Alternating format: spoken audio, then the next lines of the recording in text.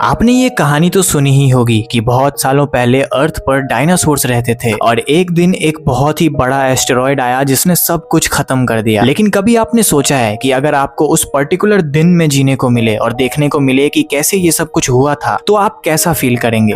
आज की कहानी उसी दिन की है जहाँ एक दूसरे प्लेनेट का ट्रेवलर हमारी अर्थ पे फंस गया था। ये कहानी आज से 6.5 करोड़ साल पहले की है जहाँ सोमेरिस नाम के एक प्लेनेट पे इंसानी प्रजाति रहती थी। इसी बीच मिल्स नाम का एक आदमी रहता था जिसका एक छोटा सा परिवार था। उसकी एक ही बेटी थी और वो भी जानलेवा बीमारी से पीड़ित थी जिसके इलाज के लिए बहुत सारे पैसों की जरूरत थी और पैसों का इंतजाम करने के लिए मिल्स को एक स्पेस मिशन पर जाना पड़ेगा और ये मिशन टोटल 2 साल का था। वो अपनी बेटी से ये बात नहीं बोल पा रहा था। उसकी बेटी उससे कहती है कि मुझे पता है कि आप किसी मिशन पर जाने वाले हो और वो उसे हंसते हंसते जाने को कहती है और कहती है कि वो वहीं पर रुक के उसका वेट करेगी। मिल्स अपने मिशन पर निकल चुका था। कुछ महीने बाद जब उनकी स्पेसशिप एक एस्टेरॉयड टर्बुलेंस में फंस जाती है तो अब उनका निकलना बहुत ही मुश्किल हो रहा था। ये टर्बुलेंस बिल्कुल अननोन थी, इसकी जानकारी किसी के भी पास नहीं थी। शिप में मिल्स के अलावा 11 और पैसेंजर्स थे जो स्लीपिंग पॉड में सो रहे थे। मिल्स अपने शिप को संभालने की पूरी कोशिश करता है पर अल्टीमेटली उन्हें एक इमरजेंसी लैंडिंग करनी पड़ती है। वो शिप एक अननोन प्लेनेट के एटमॉस्फेयर में घुसती है पर घुसते ही मिल्स कंट्रोल खो बैठता है और वो शिप 2 हिस्सों में टूटकर एक क्रैश लैंडिंग को अंजाम देती है। थोड़ी देर बाद जब मिल्स को होश आता है उसके शरीर पर काफी गहरे जख्म थे। शिप के अंदर से ही वो उस प्लेनेट के बारे में जानने की कोशिश करता है पर उसके हाथ कोई भी इंफॉर्मेशन नहीं लगती कि वो कहाँ पर है। वो अपना स्पेस सूट पहनता है और बाहर बाकी पैसेंजर्स को ढूंढने के लिए जाता है। उसे टोटल 11 में से 9 स्लीपिंग पॉड्स मिलते हैं लेकिन उसके अंदर के सारे पैसेंजर्स मर चुके थे। उस प्लेनेट का एटमॉस्फेयर ब्रीदेबल था, वो वहां पर सांस ले पा रहा था। शिप के अंदर आकर वो सारी इंफॉर्मेशन रिकॉर्ड करता है और एक मैसेज सेंड करता है ताकि हेल्प मिल सके पर कहीं न कहीं उसे पता था कि उसके लिए कोई भी हेल्प नहीं आने वाली है। वो बाहर जाता है और खुदकुशी करने की पूरी कोशिश करता है पर बार बार उसकी बेटी का चेहरा उसके आंखों के सामने आने लगा और वो खुदकुशी नहीं कर पाया। जब वो अपनी बेटी की कुछ वीडियोस देख रहा था तब अचानक से एक अलार्म बजने लगता है। दरअसल शिप के डिटेक्शन सिस्टम ने एक स्लीपिंग पॉड का लोकेशन ट्रैक कर लिया था जो कि थोड़ी ही दूरी पे था। मिल्स वहां जाकर देखता है उस पॉड में एक लड़की थी जो अब भी जिंदा थी। वो उसे पॉड से बाहर निकालता है और वापस अपने शिप की तरफ आने लगता है। तभी उसकी नजर जमीन पर बने एक पैर के निशान पर पड़ती है। वो निशान बहुत ही बड़ा था जिसका मतलब था कि उस प्लेनेट पर बहुत ही बड़े बड़े जानवर मौजूद हैं जो खतरनाक भी हो सकते हैं। अगली सुबह जब मिल्स की आंखें खुलती हैं वो स्पेसशिप के दूसरे हिस्से को ढूंढने की कोशिश करता है क्योंकि इस दूसरे हिस्से में एक एस्केप वेसल है जिसकी मदद से इस प्लेनेट के बाहर जा सकते हैं। शिप का ट्रैकिंग सिस्टम उसकी लोकेशन नहीं ढूंढ पाता इसीलिए वो खुद लोकेशन ढूंढने के लिए बाहर जाता है। थोड़ी ही दूर आगे चलने पर उसे हड्डियों का एक बहुत बड़ा ढांचा मिलता है जो शायद किसी डायनासोर जैसे जानवर का हो सकता है। वहाँ की जमीन से गैस बाहर आ रहे थे और तभी उसके सामने जमीन से एक एसिडिक फाउंटेन बाहर आता है और कुछ ही सेकेंड्स में वो जमीन के अंदर भी चला जाता है। ये फाउंटेन एक ऐसे लिक्विड का था जो किसी भी इंसानी शरीर को गलाने का ताकत रखता है। यहीं से वो अपने ट्रैकर से एस्केप वेसल का लोकेशन ढूंढता है और उसे पता चलता है कि शिप का वो दूसरा हिस्सा जिसमें एस्केप वेसल है वो 15 किलोमीटर दूर किसी पहाड़ी के चोटी पर है। अब वो यहाँ से वापस जाने लगा था लेकिन तभी एक अजीब सा जानवर उस पे हमला कर देता है। ये जानवर देखने में किसी डायनासोर का बच्चा लग रहा था।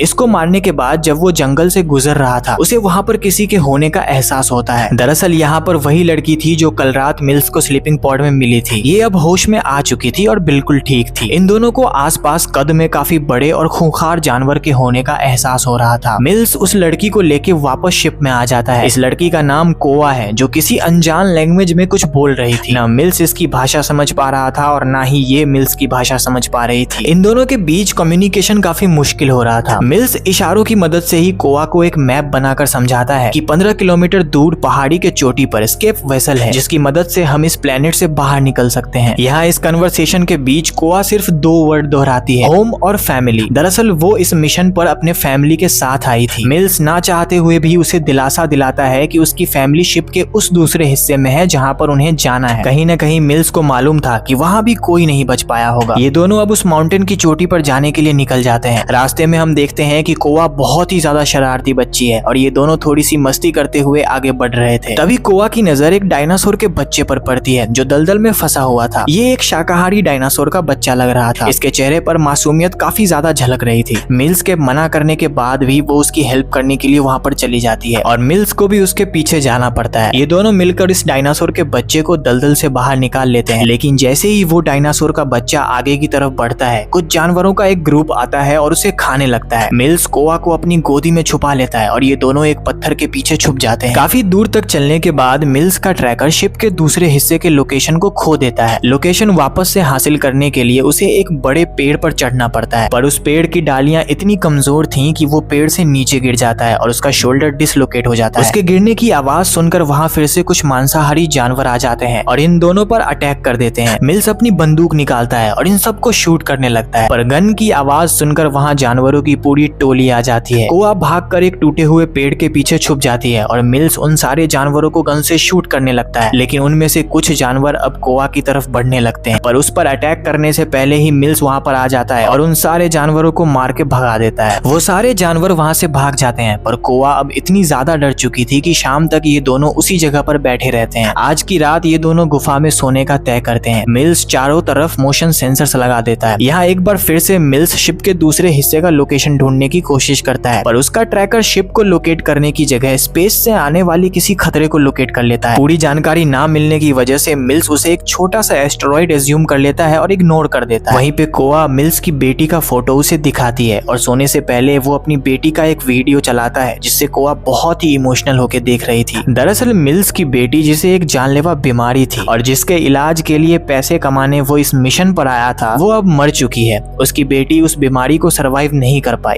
देर रात जब ये दोनों सो रहे थे तब उन सेंसर्स का अलार्म बजने लगा था और उनका रंग धीरे धीरे लाल भी होने लगा था, जिसका मतलब था कि वहाँ आसपास कोई खतरा है। आवाज सुनकर मिल्स की नींद खुलती है और वो सतर्क हो जाता है। जब उसने कोआ को जगाने की कोशिश की तो उसने देखा कि कोआ के मुंह से झाग निकल रहा था और एक बड़ा सा कीड़ा उसके मुंह में था जो उसके अंदर घुसने की कोशिश कर रहा था। वो उस कीड़े को निकाल देता है और कोआ होश में आ जाती है, लेकिन तभी वो अलार्म और तेजी से बजने लगता है और हम देखते हैं कि एक बहुत ही बड़ा और खतरनाक डायनासोर गुफा के एंट्रेंस के पास खड़ा था। वो इनको खाने की कोशिश करता है, पर मिल्स अपनी गन से उसकी एक आंख फोड़ देता है और कोआ को लेकर गुफा के और अंदर घुस जाता है। ये दोनों उस गुफा से निकलने का दूसरा रास्ता ढूंढने लगते हैं और उन्हें यहाँ पर एक छेद नजर आती है जहाँ से हवा आ रही थी। अब क्योंकि कोआ छोटी थी वो उस छेद में घुसती है और मिल्स भी उसके पीछे घुसता है ताकि थोड़ा आगे जाकर पॉकेट बॉम्ब्स का इस्तेमाल करके रास्ता बनाया जा सके, लेकिन थोड़ा सा अंदर घुसने पर वो छेद पत्थरों से जाम हो जाता है।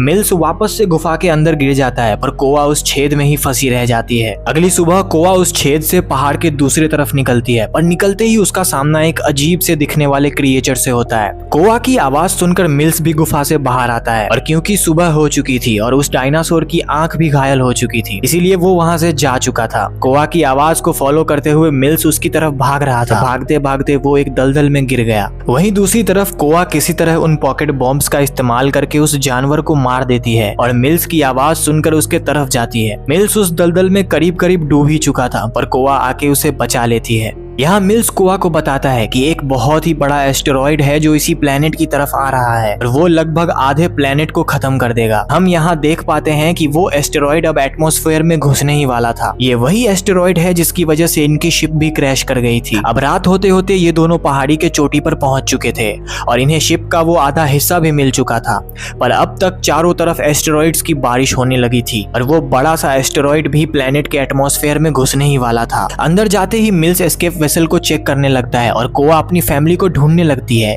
क्योंकि मिल्स ने उससे कहा था कि वो वहां पर जिंदा होंगे। जब वो आसपास बहुत ढूंढती है तब उसे एक पॉड मिलता है, लेकिन वो पॉड पूरी तरह से बर्बाद हो चुका था, जिसका मतलब था कि उसकी फैमिली अब जिंदा नहीं है। मिल्स ने उससे झूठ बोला था। वो मिल्स से बहुत गुस्सा हो जाती है और उस पर चिल्लाने लगती है। मिल्स को भी बहुत बुरा लग रहा था, लेकिन वो अपनी बेटी की फोटो कोआ को दिखाता है और कहता है कि उसकी भी एक बेटी थी जो उसके जैसी ही थी, पर अब वो जिंदा नहीं है। और थोड़ी देर तक समझाने के बाद कोआ उठती है और मिल्स को जोर से हग करती है। अब ये दोनों एस्केप वेसल में बैठ जाते हैं, लेकिन लॉन्च होने से पहले ही एक छोटा सा एस्टेरॉइड उनके शिप पर गिरता है और वो एस्केप वेसल पहाड़ी से नीचे गिर जाती है। थोड़ी देर बाद जब इन दोनों को होश आता है तब ये वेसल लॉन्च नहीं हो पा रहा था क्योंकि ये उल्टा हो चुका था और तभी कुछ डायनासोर्स इन दोनों पर हमला कर देते हैं। मिल्स वेसल से बाहर आता है और अपनी गन से उन डायनासोर्स के साथ लड़ने लगता है। ये लड़ाई काफी देर तक चलती है और एक टाइम ऐसा आता है जब कोआ वेसल के अंदर ही होती है, पर मिल्स को वो डायनासोर्स घेर लेते हैं। तभी कोआ वेसल के अंदर से ही एक प्रोजेक्टर में मिल्स की बेटी का एक वीडियो चलाती है, जिसे देखकर मिल्स हिम्मत से भर जाता है और उनमें से एक डायनासोर पर बहुत बुरी तरह से गोलियों की बारिश करने लगता है। वहीं दूसरा डायनासोर अब कोआ की तरफ अट्रैक्ट हो जाता है, उस एस्केप वेसल को तोड़ने फोड़ने लगता है, जिसकी वजह से जो वेसल उल्टी हो गई थी वो अब सीधी हो जाती है और अब वो लॉन्च के लिए रेडी थी। मिल्स उस दूसरे डायनासोर को भी खत्म कर देता है और अब उसकी गन भी खराब हो चुकी थी।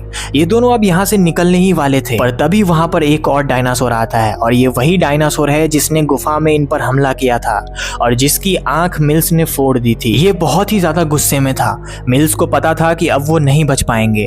वो कोआ को वेसल लॉन्च करके प्लेनेट से बाहर निकलने को कहता है और खुद उस डायनासोर को अपने पीछे भगाता है। भागते भागते मिल्स उसी जगह पहुंचता है जहां पर धरती के अंदर से वो एसिडिक फाउंटेन निकलती है और जो शरीर को गला देती है। मिल्स बड़े ही चालाकी से उस डायनासोर को एक फाउंटेन की चपेट में ला देता है, पर इस फाउंटेन की वजह से उसका कुछ भी नहीं बिगड़ पाता और अब वो डायनासोर और ज्यादा गुस्से में था। जैसे ही वो डायनासोर मिल्स को खाने वाला था कि तभी पीछे से कोआ दौड़ कर आती है और उसकी दूसरी आंख में भी एक मोटा सा लकड़ी का टुकड़ा घुसा देती है और तभी एक बार फिर वो डायनासोर उस एसिडिक फाउंटेन की चपेट में आ जाता है। इस बार उसका पूरा शरीर गल जाता है, पर अब तक बहुत देर हो चुकी थी। एस्टेरॉइड्स की बारिश और ज्यादा बढ़ चुकी थी और वो बड़ा सा एस्टेरॉइड भी एटमॉस्फेयर के एंट्री पर आ चुका था। ये दोनों जल्दी से वेसल में बैठते हैं और उसे लॉन्च करते हैं। एक तरफ वो एस्टेरॉइड एटमॉस्फेयर में घुसता है और दूसरी तरफ ये दोनों एटमॉस्फेयर से बाहर निकल जाते हैं। इनके बाहर निकलते ही वो एस्टेरॉइड प्लेनेट से टकराता है और एक बहुत बड़ा धमाका होता है। ये दोनों सक्सेसफुली स्पेस में पहुंच चुके थे और तभी इनकी वेसल में उस रेस्क्यू वेसल का लोकेशन आ जाता है जो उन्हें रेस्क्यू करने के लिए आई थी। दरअसल मिल्स ने जो हेल्प का मैसेज सेंड किया था वो इनके प्लेनेट तक पहुंच चुका था और इनके लिए हेल्प आ भी चुकी। अब एक झलक हमें इस प्लेनेट की भी दिखाई जाती है जहां काफी सालों बाद अब बिल्डिंग्स बन चुकी थी और इंसानी प्रजाति भी रहने लगी थी। जी हाँ, ये प्लेनेट हमारा अर्थ ही है।